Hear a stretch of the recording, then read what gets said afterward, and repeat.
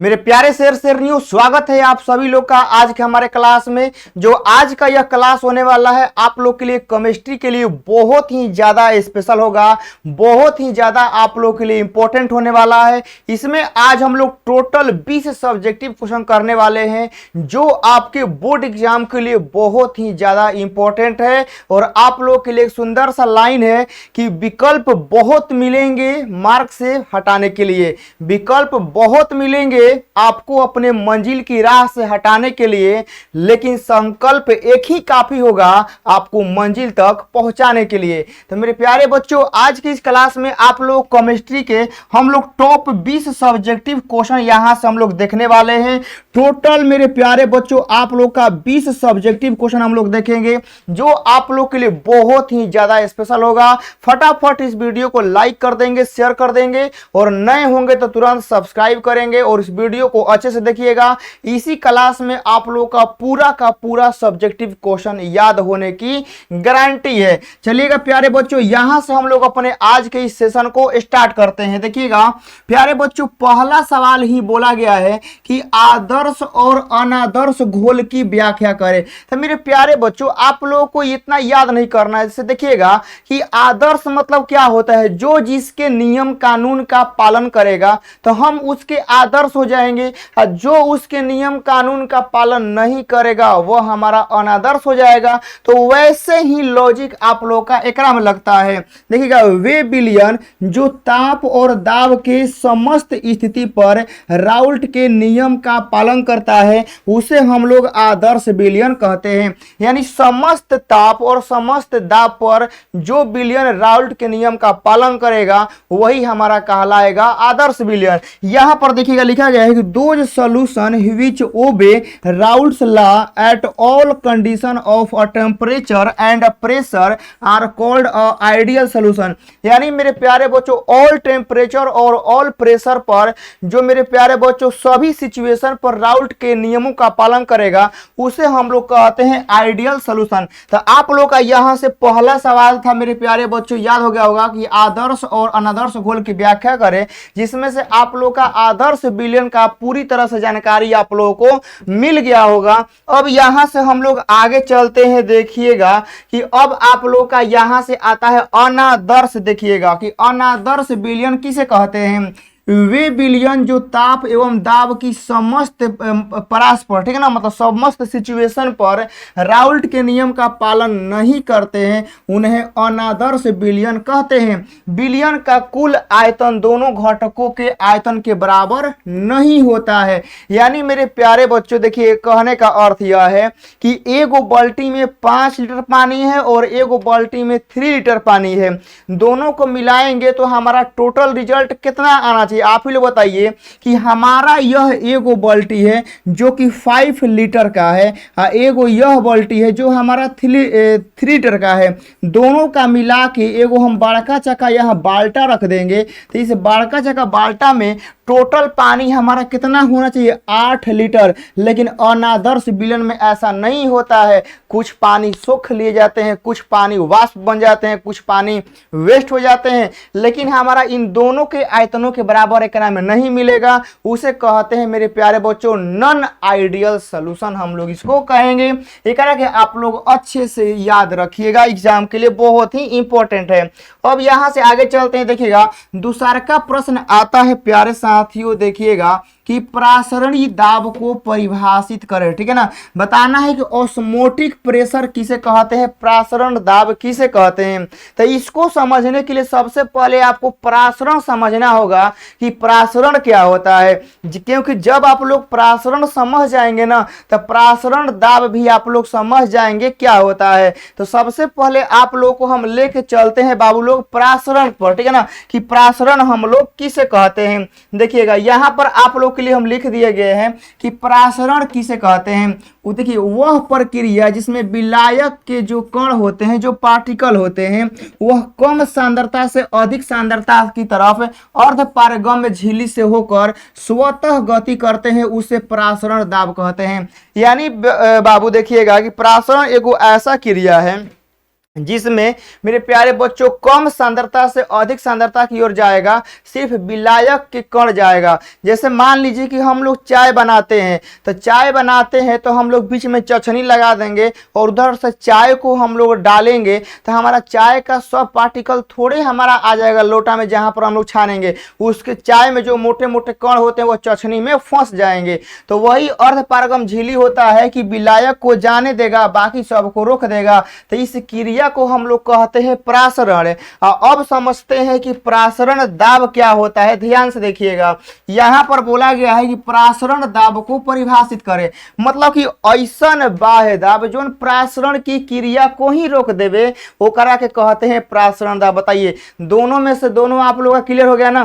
प्रासरण किसे कहते हैं, प्रासरण दाब किसे कहते हैं? तो प्रासरण दाब ऐसा प्रेशर है, ऐसा दाब है, मतलब यह आंतरिक दाब नहीं होता है, इंटरनल प्रेशर नहीं होता है, यह एक्सटर्नल प्रेशर होता है, यह बाहरी दाब होता है। कि बाहरी दाब हम इतना लगाएं कि मेरे प्यारे बच्चों वह प्रासरण की क्रिया होना ही मतलब बंद हो जाए, तो उसे प्रासरण दाब कहते हैं। जैसे आप लोग पढ़ते हैं अच्छे से, लेकिन घर से अचानक ऐसा प्रेशर आता है, ऐसा सिचुएशन आता है, ऐसा कुछ घटना घट जाता है जिससे आपका पढ़ाई रुक जाता है। तो यानी आप लोग देखिएगा कि आप लोग पढ़ रहे हैं, कभी कल आप लोग का इतना ज्यादा टेंशन हो जाता होगा, इतना ज्यादा प्रेशर हो जाता होगा कि आप लोग पढ़ाई नहीं कर पाते हैं। तो उसी तरह का समझिए कि टेंशन एगो है, ठीक है ना? प्रासरण दाब क्या है? वो टेंशन है, मतलब इतना टेंशन आ जाएगा ना कि प्रासरण का क्रिया करने रुक जाएगा, तो उसे हम लोग प्रासरण दाब कहते हैं। आप लोग इसको समझ गए होंगे। अब यहां से प्यारे साथियों, अब देखिएगा आगे चलते हैं, प्रासरण हो गया।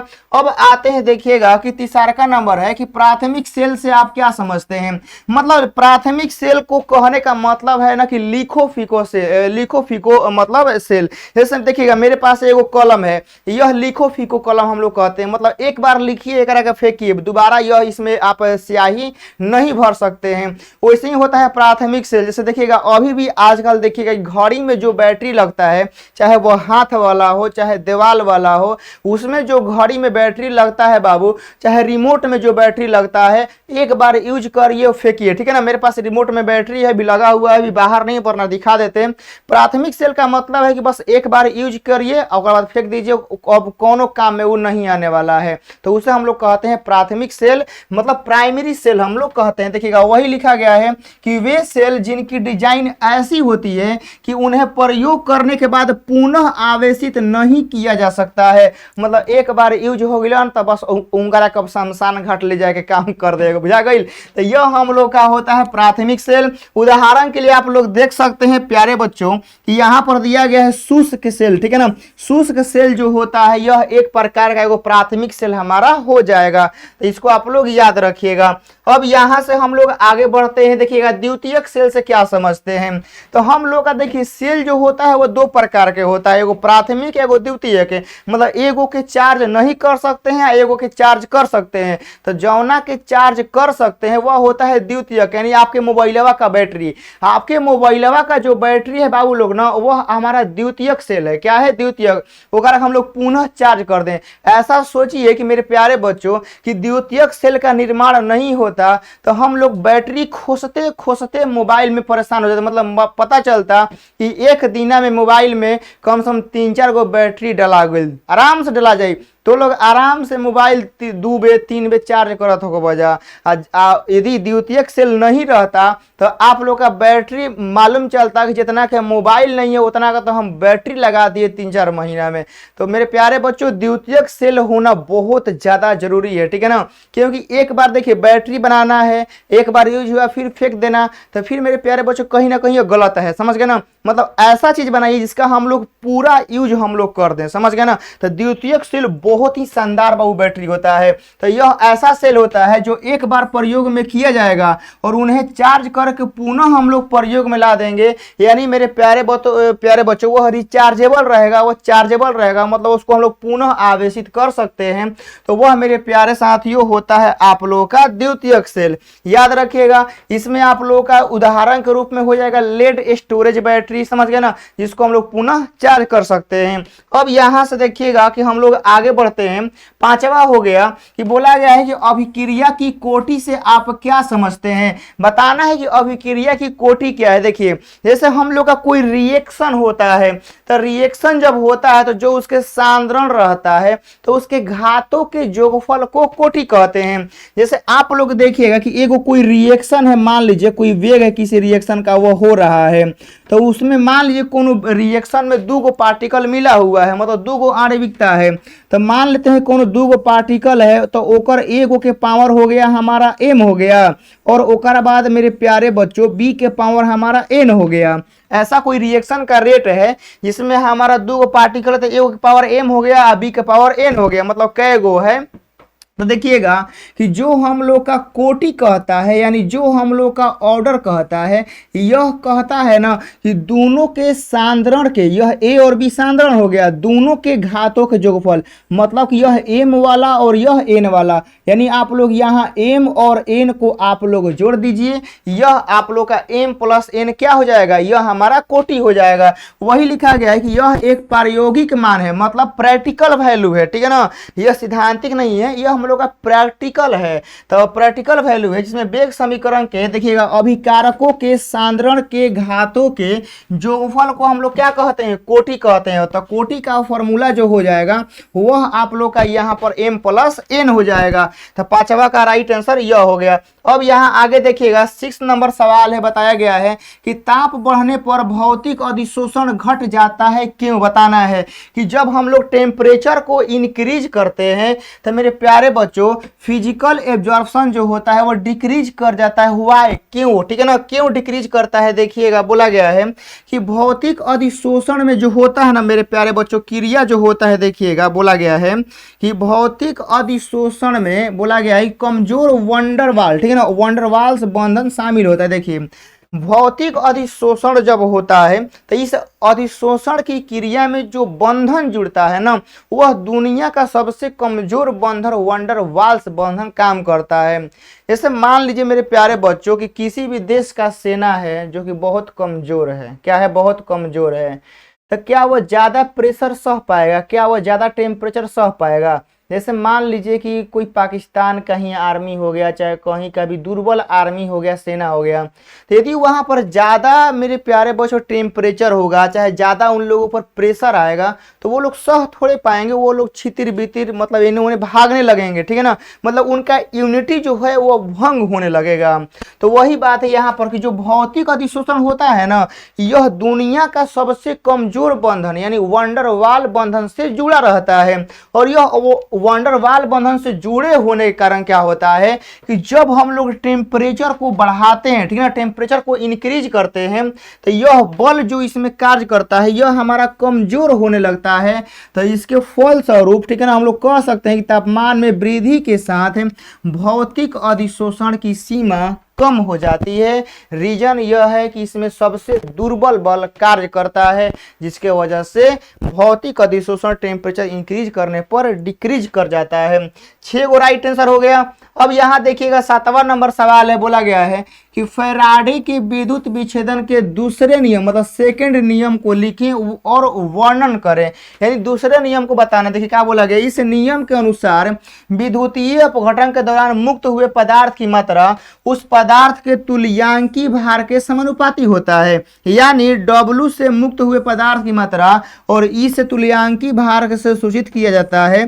तो इस नियम के अनुसार जो होता है W वह E के समानुपाती होता है। आप लोगों को हम जब चैप्टर का कंसेप्ट करवा रहे थे तो उसमें करवाए थे कि कोई बिलियन है, ठीक है ना, कोई बिलियन है मेरे प्यारे बच्चों, और उसमें मान लीजिए कि हम 5 किलो चीनी डाल दिए हैं, तो जब ओकरा का हम लोग विद्युत अपघटन कराएंगे तो किसी पदार्थ पर जब जमेगा तो 5 किलो चीनी नहीं जमेगा कि 2 किलो गुड़ो जम जाएगा, पहले बताइए, ठीक है ना। एगो बाल्टी में 5 किलो चीनी या 2 किलो नमक डाल दिए हैं, जब ओकरा में हम लोग विद्युत अपघटन कराएंगे, ठीक है ना, तो मेरे प्यारे बच्चों वह जब इलेक्ट्रोड पे जमेगा तो 5 किलो नमक 5 किलो चीनी या 2 किलो नमक है ना जमेगा कि ओकरा में ईंटा पत्थर चाहे कोई और मटेरियल आ जाएगा, वो तो नहीं आएगा। तो वही सिंपल कहानी बताया गया है कि जो रहेगा वही जमेगा, एंड W जो होगा वह E के समानुपाती होगा। तो हम एक कह देंगे कि W1 बटा में E1 और W2 बटा में U2 हो जाएगा।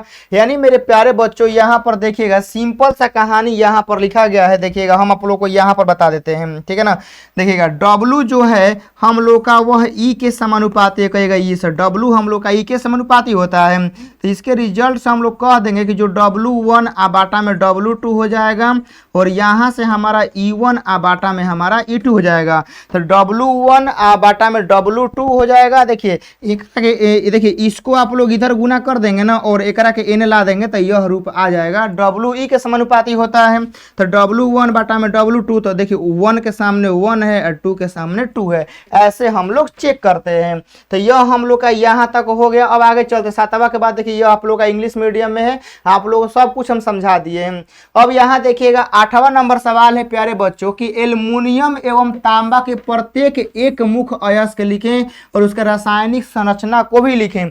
यह सवाल देखिएगा अयस्क वाला आपके एग्जाम में सवाल आता ही आता है प्यारे बच्चों, तो एक कंप्लीट करना है। तो यहाँ पर हम एल्युमिनियम का एगो नहीं ससुरा जितना होता है सब लिख के ला दिए हैं। देख लीजिएगा यहाँ बोला गया है कि एल्युमिनियम का आप लिखिए एगो, ठीक है ना, एगो बोला गया है।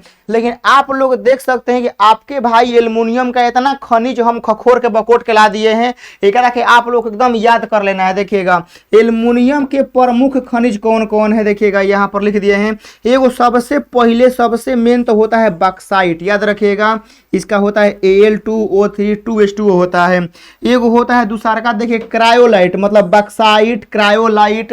फिर उसके बाद अर्थ कलेश, ठीक है ना, अबरख हो जाएगा, कोरंडम हो जाएगा। ये सारे के सारे जो पांचों आप लोग देख रहे हैं ना बाबू, यह हमारे प्यारे भाई एल्युमिनियम के अयस्क हैं। तो आप लोग इसको याद रखिएगा कि सर एल्युमिनियम का जो अयस्क होता है हमारा यह होता है, एकरा के याद रखिएगा, ठीक है ना। एकरा में कोनो प्रकार के हमें कंजूसाई नहीं चाहिए कि सर याद नहीं होगा, याद एकरा कर लेना है। एग्जाम में आएगा तो बस वहां पर धुआं धुआं कर देना है।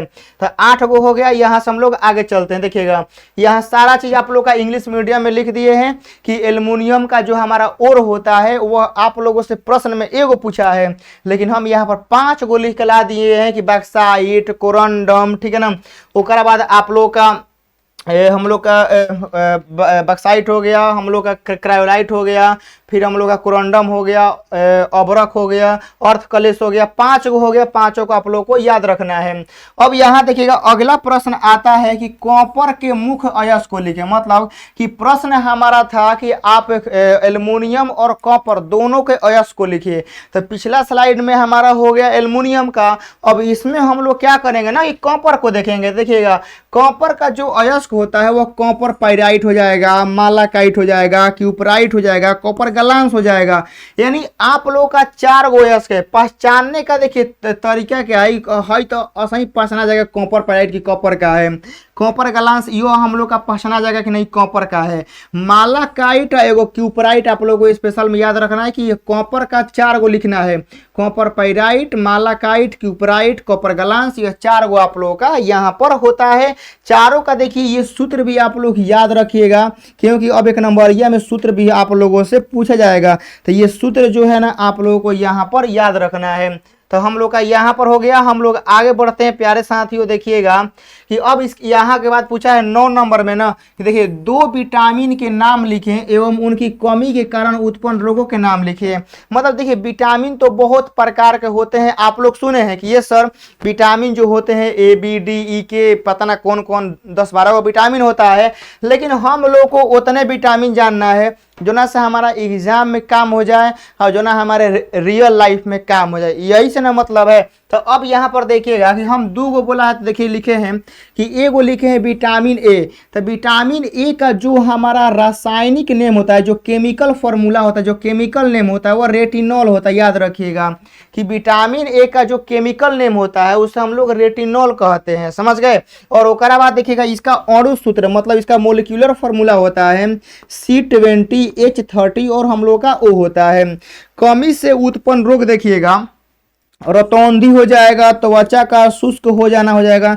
मतलब कि देखिए विटामिन ए से क्या होता है ना कि आप लोगों को कम दिखेगा, फिर जो आपका त्वचा जो इतना मुलायम दिख रहा है एकदम, कैसे आप लोगों का देखिएगा कि त्वचा हम लोग का अभी जवान है तो त्वचा एकदम चिकना चिकना होगा, एकदम चमक रहा होगा, त्वचा में हम लोग का चमक होगा।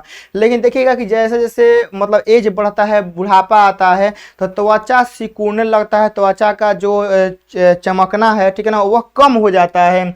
तो वही आप लोग है त्वचा का शुष्क मतलब एकदम सुखा जाएगा। अब देखिए विटामिन सी जो है वो उसका रासायनिक नाम क्या है, एस्कॉर्बिक अम्ल। ये तो हम लोग 8वें 9वें में पढ़े थे कि विटामिन सी का रासायनिक नाम एस्कॉर्बिक अम्ल हो जाएगा, और उस सूत्र के रूप में C6H8O6 हम लोगों का हो जाएगा। अब कमी से उत्पन्न रोग का होगा अस्कॉर्बिक, मतलब मसूड़ों से रक्त बहना। जैसे आप लोग देखिए हम लोग का यह मसूड़ा हो गया, कभी कभी क्या होता है ना कि मसूड़ा हम लोग का कमजोर हो जाता है, रक्त बहने लगता है, तो यह विटामिन सी की वजह से होता है। इसीलिए बोलते हैं विटामिन ए, कोई भी विटामिन का कमी मत होने दीजिए। दूध, दही, विटामिन सी जो होता है वह आंवला में होता है, समझ गए। तो आंवला का अचार खाया करिए, समझ गए। आम का अचार मत खाइए, आंवला का अचार खाइए, बहुत फायदेमंद रहता है, कारण विटामिन सी पाया जाता है। दूध दही में हमारा विटामिन ए मिल ही जाएगा, फल फ्रूट में। तो विटामिन ए, विटामिन सी, ठीक है ना, लगभग हम बोलेंगे कि जो भी आप लोग का मतलब जिसमें विटामिन रहता है, पपीता हो गया, ये सब खाया करिए, समझ गए। यह हम लोग का हो गया। अब देखिएगा यहाँ से आगे चलते हैं बाबू, विटामिन का सारा कहानी हो गया। अब 10 नंबर आ गया बाबू, सवाल है कि विटामिन से आप क्या समझते हैं, मतलब विटामिन के बारे में हम लोग इतना अध्ययन कर रहे हैं, तो अब यहाँ से प्रश्न आ गया कि सर विटामिन हम लोग कहते किसको है, विटामिन का परिभाषा क्या है। देखिएगा विटामिन का परिभाषा क्या कहता है कि भोज्य पदार्थों में पाए जाने वाले जटिल कार्बनिक पदार्थ जो शरीर की वृद्धि तथा पोषण करते हैं एवं इनकी कमी से विशेष रोग हो जाते हैं, यह विटामिन कहलाते हैं। मतलब विटामिन हमारे शरीर में ऐसा कहेंगे कि आवश्यक चीज है जो हमारे शरीर का वृद्धि, चाहे जो शरीर में हमारा कोई रोग न हो, उससे क्या करता है, हमको बचा के रखता है, समझ गए ना। तो विटामिन का इतना काम हमारे शरीर में होता है। तो अब देखिएगा यहाँ से आगे चलते हैं बाबू लोग। 11 नंबर सवाल आ गया, बोला गया है कि मानक इलेक्ट्रोड विभव की परिभाषा लिखिए। मानक इलेक्ट्रोड विभव जो है ना बाबू, यह आप लोग के लिए बहुत बहुत VVI है, करा के ध्यान से आप लोग देखिएगा। बोला गया है क्या कि मानक इलेक्ट्रोड विभव यहाँ लिख दिए, देखिएगा किसी धातु की छड़ को 25 डिग्री सेल्सियस पर 1 मोलर धातु आयन की सांद्रता में विलयन के डुबोने पर धातु और विलयन के मध्य जो विभवांतर उत्पन्न हो जाता है, तो उसे धातु का मानक इलेक्ट्रोड विभव कहते हैं। मतलब देखिए मानक मतलब होता है कि स्टैंडर्ड एगो वैल्यू नापने का पैमाना होता है। जैसे देखिएगा हम लोग 1 मीटर बोलते हैं, तो 1 मीटर हमारा 100 सेंटीमीटर के बराबर होता है। तो आप कहिएगा सर 1 मीटर में 100 सेंटीमीटर काहे हुआ, 150 काहे नहीं हुआ, 200 काहे नहीं हुआ। तो मेरे प्यारे बच्चों एगो पैमाना बनाया गया है। जैसे 100 रन कोई मारता है तो हम लोग कहते हैं शतक। शतक पर देखिएगा एगो अलग सेलिब्रेशन होता है, एक अलग खुशी होता है, समझ गए ना। तो एगो पैमाना बना दिया गया है कि उस पैमाना को टच करना चाहिए, तो हम लोग ये बोलेंगे, समझ गए ना। जैसे 100 मीटर रहेगा तो हम लोग 1000 किलोमीटर, 1000 रहेगा मीटर तो हम लोग 1 किलोमीटर बोलेंगे। ऐसे हम लोग का 1000 ग्राम रहेगा तो हम लोग 1 किलोग्राम बोलेंगे। तो एगो पैमाना फिक्स किया गया है और उसी पैमाना पर इसको डिफाइन किया गया है कि मानक मतलब क्या, कि मानक मतलब देखिए 25 डिग्री सेल्सियस मतलब क्या कि नॉर्मल तापमान। देखिएगा जैसे हम लोग के आज का तापमान कितना है, लगभग हम कह सकते हैं कि 25 डिग्री होगा, ठीक है ना, क्योंकि गर्मी के दिन में तो 48-50 जाता है, तो अभी थोड़ा सा कुछ ठंडा हुआ है, तो अभी नॉर्मल मतलब 25 डिग्री सेल्सियस पर क्या होगा कि 1 मोलर धातु का हम लोग आयन लेंगे, ठीक है ना, 1 मोलर धातु का आयन लेंगे और क्या करेंगे कि ओकरा के विलयन में डुबो देंगे, ठीक है ना, विलयन में डुबो देंगे। तो 1 मोलर धातु आयन को लेके ओकरा के विलयन में डुबो देंगे। तो विलयन में डुबो देने से जो उसमें विभवांतर हमारा जनरेट हो जाएगा, उत्पन्न हो जाएगा, वही हमारा मानक क्या होगा, मानक इलेक्ट्रोड विभव, ठीक है ना, हम लोग का हो जाएगा। ऐसे देखिएगा, समझिएगा मेरे प्यारे बच्चों की हम लोग 1 किलो चीनी लिए, ठीक है ना, 1 किलो चीनी लिए और दूध को गर्म कर दिए, समझना। नॉर्मल टेम्परेचर मतलब दूध को 25 डिग्री सेल्सियस पर गर्म कर दिए, 1 किलो चीनी लेके दूध में डाल दिए, समझ गए ना। अब दूध जितना मीठा हो जाए, ठीक है ना, वही बात यहाँ पर है कि 1 मोलर आयन लेके हम विलयन में डाल देंगे और जितना विभवांतर क्रिएट हो जाएगा वही हमारा क्या कहलाएगा, विभव कहलाएगा। यह आप लोग समझ गए होंगे। अब इसके बाद प्यारे बच्चों हम लोग आगे बढ़ते देखिएगा कि 12 नंबर सवाल आ गया, बहुत ही इंपॉर्टेंट है। किसी घोल की मोलरता और मोलरता में अंतर स्पष्ट करें। मतलब बताना है कि मोलरता क्या है और मोलरता क्या है। तो कई बार ऑब्जेक्टिव क्लास में आप लोग करवा चुके हैं बाबू, जो मोलरता होता है ना वह 1 लीटर में घुले हुए मोलों की संख्या होता है। मोलरता जो होता है ना 1 किलोग्राम में जो आप पदार्थ घोलेंगे वह मोलरता है। जैसे एग्जाम्पल बताते हैं, जैसे हम लोग 1 लीटर पानी में क्या करेंगे कि मान लीजिए कि कोई लिक्विड मिला देंगे, ठीक है ना। 1 लीटर पानी में मान लीजिए कोई लिक्विड मिला देंगे, जैसे लिक्विड में हम लोग कह सकते हैं कोई किरोसिन तेल, ठीक है ना, डीजल, पेट्रोल। तो 1 लीटर में कोई लिक्विड मिला देंगे तो वह हमारा हो जाएगा मोलरता। 1 किलो चीनी में तनी मनी क्या करेंगे कि नमक मिला देंगे तो वह हो जाएगा मोलरता। यही अंतर होता है। तो वही लिखा गया है कि बिलियन के, देखिएगा परिभाषा लिखा है, बिलियन के प्रति लीटर में उपस्थित विलय की मोलों की संख्या होता है। इसकी इकाई जो होता है वह मोल प्रति लीटर होता है। यह ताप से प्रभावित होता है। अब भाई जौना में आएगा लीटर, ओकरा पर टेम्परेचर का तो प्रभाव पड़ेगा। जैसे गर्मी के दिन में या चाहे ठंडा के दिन में पेट्रोल भरवाइए, पेट्रोल ठंडे देता है, काहे नहीं गर्मी के दिन में देता है गर्म। काहे गर्मी के दिन में गर्म देगा ना तो उसका तो फायदा होगा, आपका नुकसान हो जाएगा, समझ गए ना। भरवाइएगा 1 लीटर तो पता चलेगा कि आधे लीटर में बता दिया होता ना। तो इसीलिए टेम्परेचर को कांस्टेंट रखा जाता है ताकि आप लोगों का सही आयतन मिल सके। देखिएगा मोलरता, देखिएगा कि विलायक के 1000 ग्राम में उपस्थित विलय की मोलों की संख्या हम लोग का मोलरता कहलाता है। इसका इकाई मोल प्रति किलोग्राम होता है और यह ताप से प्रभावित हम लोगों का नहीं होता है। इसको आप लोगों को याद रखना है। अब यहाँ देखिएगा हम लोग आगे आते हैं। देखिएगा 13वां नंबर सवाल है, बोला गया है कि रावल के वाष्प दाब के सापेक्ष अवनमन की व्याख्या करें। देखिएगा रावल के वाष्प दाब का अवनमन क्या कहता है, जैसे आप लोग हम पहले समझा देते हैं। जैसे 1 बाल्टी पानी है, आप छत पे पूरा लह लह दोपहरिया घामा में रख दीजिए। 1 घंटा के लिए टाइम देखिए, समझ गए ना कि 1 घंटा में वो बाल्टी से कितना पानी उड़ रहा है, काउंट कर लीजिए, वहाँ पर टिक लगा लीजिए। अब फिर उसन के 1 बाल्टी पानी भरिए, ओकरा में क्या करिए कि आधा किलो नमक चाहे आधा किलो चीनी मिला के तब रखिए। तब मेरे प्यारे बच्चों 1 घंटा के लिए छोड़िए, देखिए कितना पानी उड़ रहा है। पानी के उड़ने में पानी के वाष्प दाब में कमी हो जाएगा। समझ जानते हैं क्यों?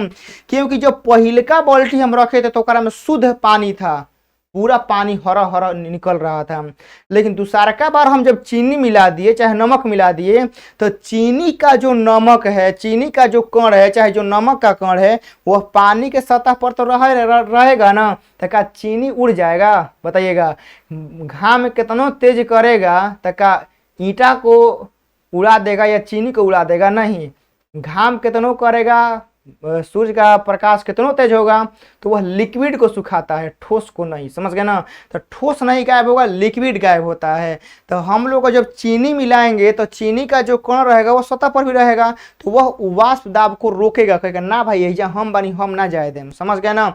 तो वही यही क्रिया का होता है कि वाष्प दाब में हुई कमी को, ठीक है ना, यानी पानी जितना उड़ना चाहिए था पहले केस में अब नहीं उड़ा, ठीक है ना। चीनी मिलाने पर पानी अब नहीं उड़ा, पानी के उड़ने में कमी हो गया। यही कमी कहलाता है वाष्प दाब का अपेक्षिक अवनमन। समझ गए। यही आप लोग का पूरा चीज यहाँ पर एक्सप्लेन हुआ है। तो अब देखिएगा यहाँ से आगे चलते हैं। यहाँ लिखा हुआ है, देखिएगा माना कि विलायक का वाष्प दाब P0 है। मतलब विलायक मतलब शुद्ध पानी, याद रखिएगा। विलायक में कोनो प्रकार के मिलावट नहीं होता, एकदम शुद्ध रहता है। तो विलायक का वाष्प दाब P0 है और उसके अणुओं की संख्या n है और विलय पदार्थों की संख्या n है। तो बताइएगा मेरे, और बिलियन का वाष्प दाब PS है। आप लोग बताइएगा प्यारे बच्चों, आप लोगों से वो सवाल पूछ रहे हैं कि यह हमारा विलायक का वाष्प दाब है और यह हमारा बिलियन का वाष्प दाब है, ठीक है ना। दोनों में से किसका वाष्प दाब ज्यादा होगा, बिलियन का कि विलायक का? विलायक का जो शुद्ध होगा, जो ना में कोनो मिलावट नहीं होगा, ओकरा में मेरे प्यारे बच्चों खटा खटा पानी उड़ेगा, दम खटा खटा उड़ेगा बिना कोनो टेंशन के। लेकिन बिलियन वाला में नहीं उड़ेगा, क्योंकि ओकरा में कुछ मिला दिया गया है, ठीक है ना। अब वाष्प दाब में कमी हो जाएगा। तो हम लोग का जो याद रखिएगा कि पी नोट क्या है, पी नोट हम लोग का ज़्यादा होगा क्योंकि विलायक है, अब पी एस हम लोग का विलयन तो कम होगा। तो वाष्प दाब देखिए कमी निकालने के लिए क्या करते हैं, ज़्यादा में से कम घटाएंगे, कमी निकालना है तो ज़्यादा में से कम घटाएंगे। तो पी नोट ज़्यादा है पी एस कम है, तो ज़्यादा में से कम घट गया, तो वही आपका लिखा गया है P note minus P S लिख दिया गया है। अब अपेक्षिक मतलब किसके रिस्पेक्ट में निकाल रहे हैं, तो पहले वोल्टेज के ना रिस्पेक्ट में निकालेंगे कि कितना पानी ओकरा रिस्पेक्ट में उड़ा है, समझ गए ना। जैसे आप और आपके दोस्त होते हैं पढ़ने में तेज होते हैं, आप एक ही टाइम कोचिंग ज्वाइन करते हैं, एक ही टाइम कॉपी किताब सब कीनते हैं, लेकिन कुछ महीना के बाद क्या होता है कि डिफरेंस हो जाता है कि वह दोस्त आपसे आगे निकल जाता है, तो उसके रिस्पेक्ट में आप पीछे हैं, ठीक है ना, उसके रिस्पेक्ट में पीछे हैं और वो आपके रिस्पेक्ट में क्या है, आगे बढ़ रहा है। तो वही तो हम किसके रिस्पेक्ट में निकाल रहे हैं, पहले वाला के पी नोट के, तो वही हमारा यहाँ पर हो गया। और मोल प्रभाव निकालेंगे तो जितना घूलेगा उतना डिफरेंस होगा, तो एन बटा में टोटल हम लोग लिख दिए हैं। यही आप लोग का पूरा बहु फॉर्मूला और कहानी चल रहा है। अब यहाँ देखिएगा प्यारे बच्चों, 14 नंबर यहाँ पर बताया गया है कि टिंडल प्रभाव क्या है, व्याख्या करें। टिंडल प्रभाव, तो टिंडल प्रभाव जो है ना मेरे प्यारे बच्चों, यह क्या होता है कि जब सूर्य के प्रकाश का किरण, ठीक है ना, यहाँ पर साफ साफ लिखा हुआ है, जब प्रकाश की किरणें किसी कोलाइडी विलयन से होकर गुजरती हैं तो उनका प्रकीर्णन होता है, और यही वैज्ञानिक घटना टिंडल प्रभाव कहलाता है, समझ गए ना। तो टिंडल प्रभाव कोनो ज़्यादा बड़ी चीज़ नहीं है, बस याद रखिएगा कि जब प्रकाश की किरणें किसी कोलाइडी विलयन से गुजरेगा तो उसका प्रकीर्णन होगा, और यही घटना टिंडल प्रभाव कहलाता है। नोट में देखिएगा कि आकाश का रंग नीला दिखाई देना, समुद्री जल नीला रंग का प्रतीत होना, धूमकेतु, ठीक है ना, धूमकेतु की पूंछ का दिखाना, सितारों का चमकना, अंधेरे कमरे में प्रकाश का चमकना। देखिएगा आप लोग कभी देखे होंगे कि पूरा एगो घर अंधेरा कर दीजिएगा, ठीक है ना, बताते हैं टिंडल प्रभाव देखने के लिए कि आप लोग अपने घर को कभी अंधेरा कर दीजिएगा, समझ गए ना, अंधेरा करके एगो छोटा सा लाइट कहीं से गुजारिएगा, चाहे आप लोग घरे होगा अभी खापड़ा उपड़ा के घर जो रहता है ना, उसमें कहीं कहीं हल्का सा छेद रहता है ना, तो उनमें से हल्का सा लाइट आएगा ना तो दिखाई देगा कैसे पार्टिकल जो है वो घूम रहा है, उसी को हम लोग का, और उसमें जो पार्टिकल घूमेगा ना तो एकदम चमकीला दिखाई देगा, ऐसे लगेगा कि उसमें से लाइट निकल रहा है, तो वही आपका टिंडल प्रभाव यहाँ पर होता है। अब देखिएगा यहाँ पर आगे चलते हैं बाबू लोग, 15 नंबर है, देखिएगा बहुत ही इंपॉर्टेंट सवाल है कि अक्रिय गैसों की संयोजकता शून्य क्यों होती है, समझाइए। बताना है कि नोबेल गैस का, ठीक है ना, चाहे इनर्ट गैस का जो हम लोग का संयोजकता होता है वह शून्य कैसे होता है। देखिएगा अक्रिय गैसों के बाह्य कक्ष का जो विन्यास होता है वो पूर्ण एवं अस्थायी होता है, इस कारण बाह्य कक्षा अतिरिक्त इलेक्ट्रॉन ग्रहण नहीं करता है और न ही इलेक्ट्रॉन का दान करता है, इस कारण अक्रिय गैसों की संयोजकता क्या होती है, शून्य होती है। और मेरे प्यारे साथियों, अक्रिय गैस में ऐसा कहानी होता है कि भाई इसका जितना पेटी है, जितना इसका डोज है, जितना इसका स्टोरेज है, सब फुल हो जाता है, तो अब ये ना इलेक्ट्रॉन ले सकता है ना अपना भी से दे सकता है। भाई कितना मुश्किल से तो भरे हैं, ठीक है ना, हम कैसे दे दें। जैसे देखिएगा कि आप मोबाइल के लिए कितना, पहला मोबाइल जो आप लोग किने होंगे उसके लिए तो आप लोग बहुत घर में झगड़ा किए होंगे, गुस्सा होंगे, खाना नहीं खाए होंगे, बहुत दिन ऐसे ही चला होगा, ठीक है ना, तब जाके आप घर में आप लोगों का जो पहला मोबाइल किनाया होगा तो वो हमें मोबाइल कितना मेहनत से किनाया होगा, वो मोबाइल को आप लोग किसी को छूने भी आप लोग नहीं देते होंगे, समझ गए ना, उसको बहुत आप लोग सेफ्टी से रखे होंगे, बताइएगा। तो अब आप लोग जब वो मोबाइल किने हैं तो वह आप किसी को देंगे नहीं देंगे, ठीक है ना, वो आप लोग किसी को नहीं देंगे। तो वही कहानी अक्रिय गैस में होता है कि जो इसका बाह्यतम इलेक्ट्रॉनिक विन्यास होता है ना, पूर्ण रूप से मतलब कहिएगा ठूस के, ठीक है ना, बोरा में कुचा के भर गया है, अब कितना महीने से तो बोरा में भरा हुआ है, अब कहेगा भाई अब हम ना निकलेंगे और न हम क्या करेंगे, यहाँ से कुछ अपने में से देंगे, समझ गए ना, वही हाल यहाँ पर है। मतलब कि मतलब बाहरी कक्षा में पूर्ण रूप से भर गया, और भर गया तो ना, तो अब भर गया तो अब जाएगा थोड़े, लेकिन अब कहा जाएगा कि भाई कुछ दे दो, ज़्यादा है तुम्हारे पास भरा हुआ है दे, तो कहेगा ना भाई हम बहुत मेहनत से भरे हैं, हम तुमको दे भी नहीं सकते हैं और ना हम ले सकते हैं, इसलिए हाथ जोड़ी है। तो अक्रिय गैस हाथ जोड़ लेता है इस केस में, इसीलिए इसका संयोजकता जो होता है वह शून्य होता है। अब यहाँ से आइएगा, देखिएगा 16 नंबर सवाल है और 16 नंबर में बोला गया है कि कार्बोकेटाइन क्या है, व्याख्या करें। कार्बोकेटाइन, ठीक है ना, ये बहुत ही इंपॉर्टेंट है। देखिएगा कि कार्बोकेटाइन एक प्रकार का पिगमेंट को कहते हैं। पिगमेंट क्या होता है कि जो पौधे एवं अन्य सर्वाधित जीवों में पाया जाता है। यह पिगमेंट पौधों को हरित या पीले रंग की उपस्थिति प्रदान करता है और उन्हें सूरज की किरणों की अत्यधिक ताप और प्रकाश से सुरक्षा प्रदान करने में मदद करता है। मतलब कार्बोकेटाइन को समझ सकते हैं ना कि मेरे प्यारे, बस ज़्यादा धूप होगा ना तो धूप को जलने से, ठीक है ना, उसका पोषण खराब होने से बचाएगा। कोशिश करेगा कि मतलब समझिए कि एक तरफ से मतलब कहिए कि उसका नहीं बोलते हैं, मतलब फेवरेट, मतलब उसका ध्यान रखने वाला, केयर करने वाला, मतलब उसका रक्षक कह सकते हैं, ठीक है ना, कि रक्षक होता है कि जो पत्ता होगा ना उसको पीला नहीं होने देगा, उसको कोशिश करेगा कि इसमें हरियाली रहे। तो सूर्य से जितना लाइट आएगा ना उतने जाएगा, प्रकाश संश्लेषण में काम करेगा, बाकी और सारे लाइट से क्या करेगा, पत्ती को जलने से बचाएगा। क्योंकि कभी कल आप लोग देखते होंगे कि ज़्यादा लाइट आता है ना, मतलब ज़्यादा तेज घाम करता है तो कभी कभी धूप का पत्ता भी आप लोग देखोगे मुरझा जाता है। आप लोग कभी ध्यान से देखिए कि ज्यादा धूप करेगा ना तो जो हरियर पत्ता होगा वो मुरझा जाएगा, समझ गए ना। ऐसे जब नॉर्मल घाम करेगा ना तो नहीं मुरझाता है। तो यही पिगमेंट क्या करता है, कार्बोकेटाइन कि बचाता है, ठीक है ना, जलने से, मतलब उसको सुरक्षा करता है, प्रोटेक्ट करता है। 16 हो गया। अब देखिए 17 नंबर यहाँ पर सवाल है, बोला गया है कि HF और HCl प्रबल अम्ल में, मतलब HF और HCl में प्रबल अम्ल कौन है और काहे है। देखिएगा हैलोजन अम्लों में H और X बंध में जितना लंबा होता है उसका बंध ऊर्जा उतना ही कम होता है। देखिएगा मेरे प्यारे बच्चों, जो जितना ज़्यादा लंबा होगा उसका ऊर्जा तो उतना कम होगा और H+ देने की प्रवृत्ति अधिक होती है, अर्थात वह प्रबल अम्ल होता है। तो सभी हैलोजनों अम्लों में HF बंध की लंबाई सबसे कम होती है और सबसे कम होती है तो मेरे प्यारे बच्चों इसकी बंधन ऊर्जा भी क्या होगी, सबसे कम होगी। तो यह आप लोगों को सबसे समझ में आ गया कि हम लोग का HF और यहाँ से HCl में हमारा यहाँ पर क्या दिक्कत है। अब यहाँ से हम लोग का हो गया। अब देखिएगा आगे चलते हैं 18 नंबर। देखिए अमोनिया गैस को, अमोनिया मतलब होता है प्यारे बच्चों, ठीक है ना, NH3 होता है। तो अमोनिया गैस को शुष्क करने के लिए P4O10 को प्रयुक्त नहीं करते हैं। क्यों नहीं करते हैं, समझ गए ना। जैसे आप लोग पढ़ाए थे वो सवाल कि मेरे प्यारे बच्चों कॉपर सल्फेट को जिंक के बर्तन में नहीं रखते हैं। क्यों?